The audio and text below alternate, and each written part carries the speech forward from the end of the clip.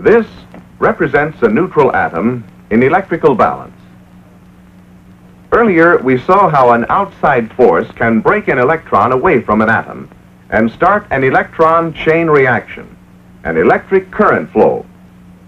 One way to provide that outside force is by use of a magnet. It was proved with iron filings that a magnet has magnetic lines of force which connect its poles. For simplicity, let's consider the effect of this magnetic field on a single electrically neutral atom. Now, we move the magnet so that the magnetic field strikes the atom, supplying energy which forces an electron to leave its atom and become a free electron. The result is a sort of electron chain reaction. In a substance such as a length of wire, electrons are normally moving in all directions. But when a magnetic field is passed through the wire, several electrons are forced from their atoms and move in one direction. Now, in studying electricity, we're mainly interested in the movement of free electrons. So, for convenience, we'll look only at the action of electrons in the wire. When the magnetic field sweeps down across the wire, electrons move in one direction.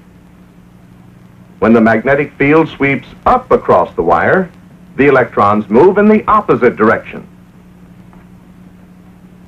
This movement of electrons in either direction constitutes an electric current flow.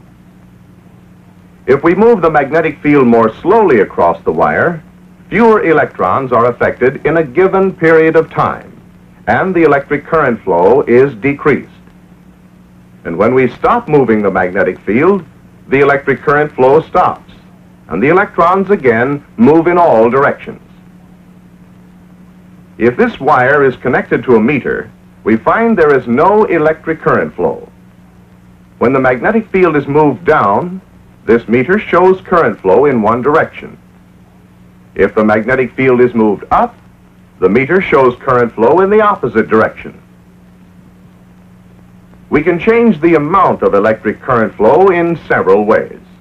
Move the magnet faster, more current flows. Use a stronger magnetic field, still more current flows. Now coil the wire so that several turns are in the path of the field. Again, the current flow is increased.